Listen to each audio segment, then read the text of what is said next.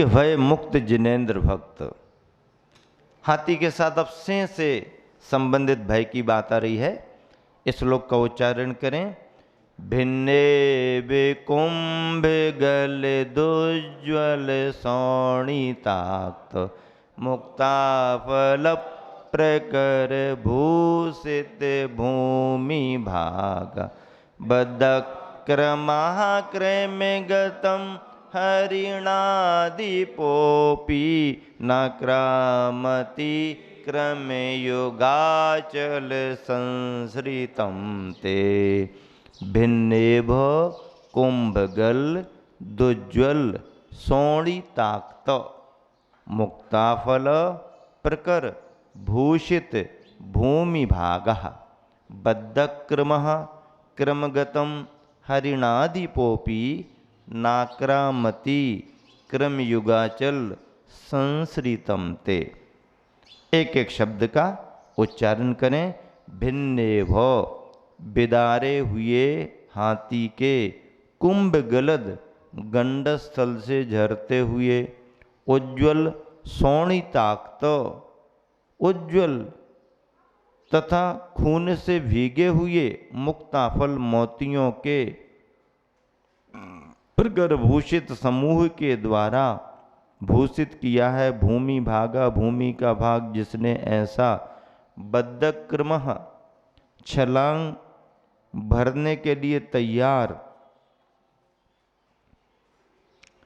हरिणाधिपहापि सिंह भी क्रमगतम अपने पाँव के बीच आए हुए ते आपके क्रमयुगाचल चरण युगल रूप पर्वत का संसृतम आश्रय लेने वाले पुरुष पर न आक्रामति आक्रमण नहीं करता। एक संदर्भ बताया है कि यदि कोई ऐसा सिंह जो क्रोध में है, ऐसा सिंह जिसने अभी हाथी के गंडस्थल का विदारण किया है, सिंह हाथी से आमने सामने में जीत नहीं पाता है और जब भी हाथियों का शिकार करता है सिंह तो छल के द्वारा करता है, बल के द्वारा वो जीत नहीं पाता। जरा में सूंड में हाथी यदि लपेट ले तो शेर के लिए कहीं भी फेंक देता है। इसलिए शेर जब भी हाथी का शिकार करता है छल से करता है। कैसे करता है?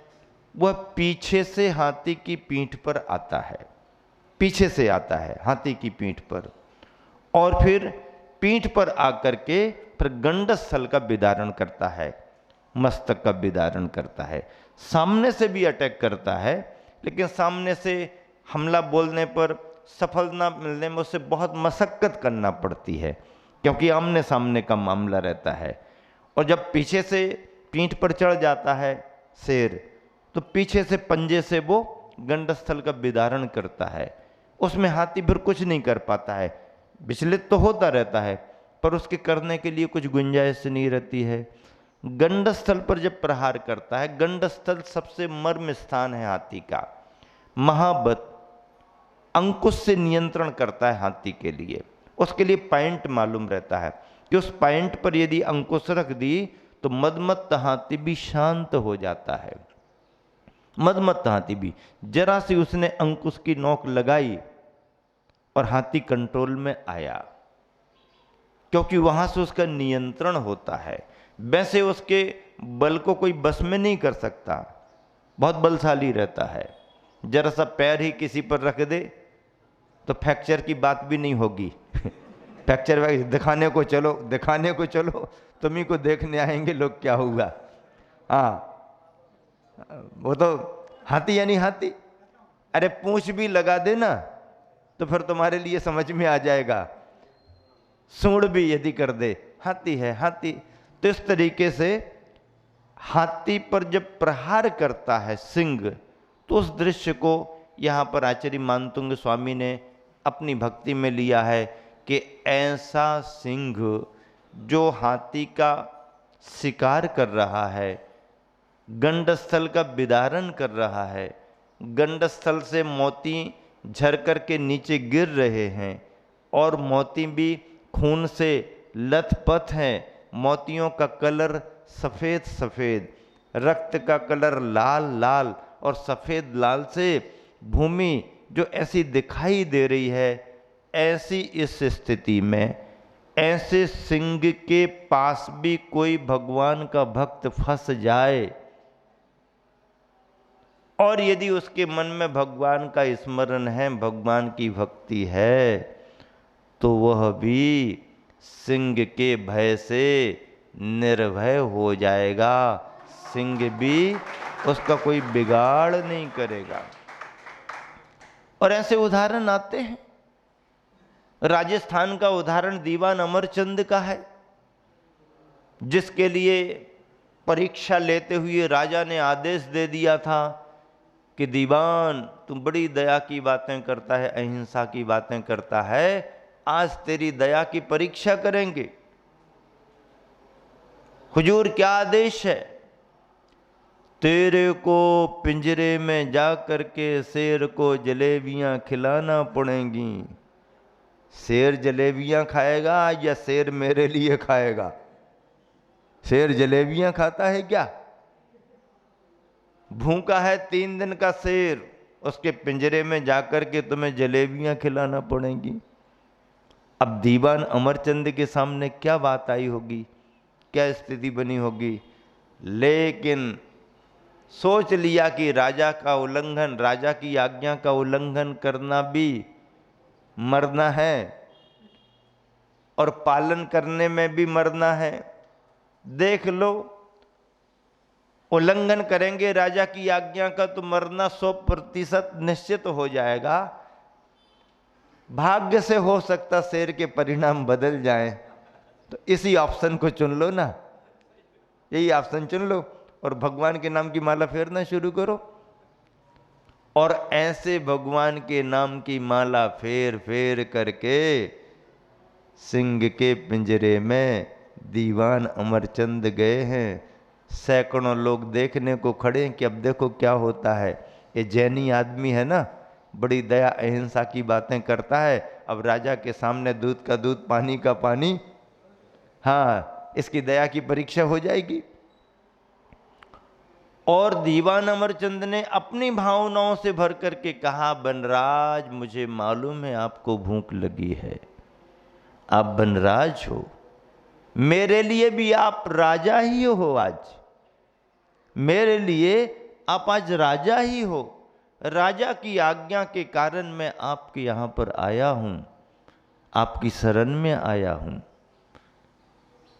आप यदि खाना चाहें तो मैं हाजिर हूं, आपकी उधर पूर्ति हो जाएगी। लेकिन यदि पेट भरना ही चाहे तो पेट भरने का दूसरा इंतजाम करके मैं आया हूं। आपको विचार करना, आप राजा हैं, पेट भरने के लिए आपको जलेबियां लेकर के आया हूं, और मुझे यदि आप छोड़ देते हैं तो मैं अपने परिवार के साथ रहूंगा, राजा को भी बता सकूंगा कि धर्म में भी कोई ताकत होती है, अहिंसा की भावना में भी कोई ताकत होती है। शेर तो शेर था, संगी पंचेंद्री था, सम्यक दर्शन प्राप्त कर सकता है, देशव्रती बन सकता है, वो भी दया करुणा को जानता है, उसका भी तो कोई परिवार होगा ना। उसे बात ख्याल में आ गई। भूखा तो था, प्लान तो कुछ बनाए अलग बैठा था कि आ रहा है, लेकिन उसके भावों को, भाषा को सुनकर के शेर का हृदय बदल गया। 2 मुनि महाराज जी चारण रिद्धिधारी आकाश मार्ग से आ रहे, ध्यान चला गया, उतर गए, संबोधन दिया, चेतना जाग गई, हिंसा छोड़ दी, करुणा का भाव आ गया, सम्यक दर्शन प्राप्त कर लिया, व्रतों को भी धारण कर लिया। और ये सुनकर के कि अब ज्यादा आयु तुम्हारी नहीं है, इसलिए संलेखना जैसा महान व्रत भी धारण कर लिया। किसने संलेखना ली? किसने संलेखना ली? सिंह ने। आचार्य श्री की प्रेरणा से उम्र कितनी भी क्यों ना हो, लेकिन चरणों में जाकर के कैसे जागरूक जागरूक श्रावक संलेखना का व्रत धारण कर लेते हैं, कल्याण कर लेते हैं। पुरुषार्थ की सराहना करनी चाहिए। अभी गुरुवर ने जो दूसरी बार में पूर्ण आयु तिलवारा में क्षुल्लक दीक्षाएं दी हैं, उम्र देखो उनकी और उत्साह देखो उनका। जिस समय बोलने के लिए अवसर मिला उनको क्या भाव प्रकट किए। और उन क्षुल्लक जियों में सिलवानी के भी एक पुण्यात्मा है। उपकार सागर के नाम से शीतलचंद जी यहाँ पर व्रतों का पालन किया, स्वाध्याय करते थे, और जैसे ही उन्हें भनक पड़ी ऐसा कुछ हो रहा है, गुरुवर के चरणों में पहुंच गए। गुरुवर का ख्याल तो पहले ही से था, संकेत मिल गया, परमिशन मिल गई, 2-3 दिन में सब फ्री कर दिया, जो दान पुण्य करना कर दिया और दीक्षा ले ली। गुरुवर की करुणा तो देखो। जो श्रावक एक कहते कहते परेशान दिखते थे, गुरुवर क्या सब युवाओं के लिए करोगे, हम वृद्धों के लिए कोई उपकार नहीं करोगे? गुरुवर ने उपकार का रास्ता खोल दिया है। नेमावर का पहला प्रयोग पंचकल्याणक के समय, और ये दूसरा प्रयोग है। कितने भव्यात्मा जो आखिरी समय में अपनी आराधना कर रहे हैं, उन पर इतनी बड़ी कृपा गुरुवर की हो गई। धन्य है जीवन। करने वाले के लिए कोई उम्र का बंधन नहीं होता है। करने वाला 80-90 की उम्र में भी कर सकता है, और नहीं करने वाला 25-30 वर्ष की उम्र में भी नहीं कर पाता। नहीं करने वाला नहीं कर पाता है, करने वाला कभी भी कर लेता है। गुरुवर आचार्य श्री बताया करते थे कि उनके गुरुवर आचार्य प्रवर ज्ञान सागर जी महाराज बार बार कहा करते थे कि ज्ञान और वैराग्य के लिए उम्र का कोई बंधन नहीं होता। ज्ञान और वैराग्य के लिए उम्र का कोई बंधन नहीं, कोई बंधन नहीं। उम्र कोई भी हो, ज्ञान और वैराग्य का संस्कार आ सकता है। इसी शुभ भावना से आप सभी के लिए 3 काव्यों का अर्थ बहुत अच्छे तरीके से सुनने को मिला। इस श्लोक में आप देखिए जो भाव भरा हुआ है वह सिंह शक्ति संहारक है। सिंह की भी शक्ति का संहार आप कर सकते हो। और रिद्धि मंत्र में ओम ह्रीम अर्हम सर्वौषधि रिद्धे सर्वौषधि रिद्धि प्राप्तेभ्यो नमः। सर्वौषधि रिद्धि, कौन सी रिद्धि? सर्वौषधि रिद्धि। सर्वौषधि रिद्धि का मतलब क्या है? जिस रिद्धि के प्रभाव से दुष्कर तप से युक्त मुनियों का स्पर्श किया हुआ जल, ऐसे तपस्वी मुनियों का स्पर्श किया हुआ जल, स्पर्श की हुई वायु आदि संपूर्ण व्याधियों को नष्ट कर दे, वो सर्वौषधि। हवा टच करके आगे निकल गई और वो हवा किसी को लग गई तो उसके रोग दूर हो जाए। पानी शरीर पर से गिर गया और वो पानी किसी को स्पर्श कर जाए तो उसकी व्याधियां दूर हो जाए। इतना प्रभाव, ऐसी रिद्धि अद्भुत है। सर्वौषधि रिद्धि के धारी मुनीश्वरों का संदर्भ इसमें जोड़ा गया है। महान महान तपस्वी मुनिजन जो रत्नात्रय की साधना के बल पर, उत्कृष्ट तपश्चरण के बल पर जो क्षमता प्राप्त करते हैं, शक्ति प्राप्त करते हैं, आत्मिक शक्ति प्राप्त करते हैं।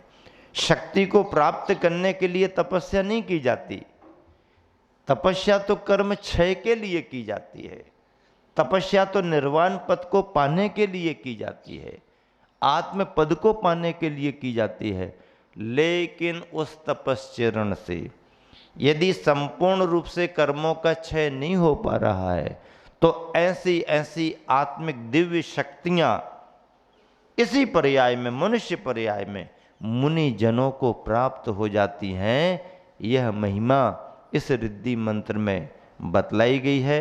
भावार्थ है, देखिए, अन्वय के रूप में भी आप सभी के लिए बतला दिया गया है।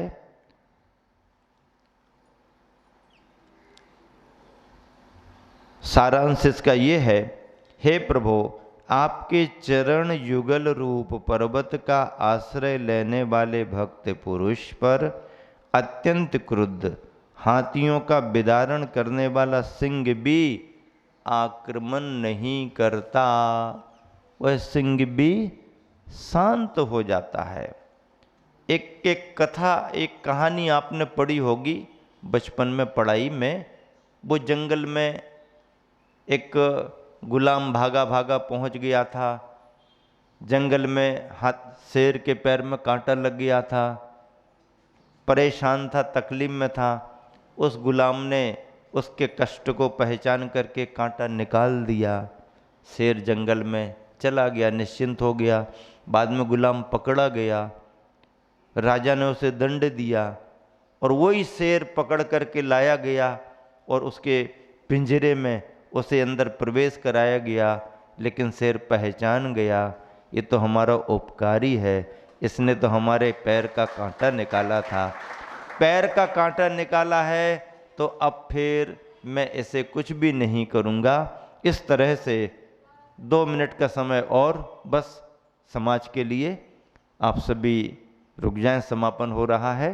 इसी भावना से आप सभी ने बहुत अच्छे से धर्म लाभ लिया है और प्रतिदिन आप यहाँ पर धर्म लाभ ले रहे हैं। जो जो बंधु जहाँ जहाँ भी इस स्वाध्याय में लाभ ले रहे हैं उन सभी के लिए भी बहुत बहुत मंगल भावना, मंगल आशीर्वाद है।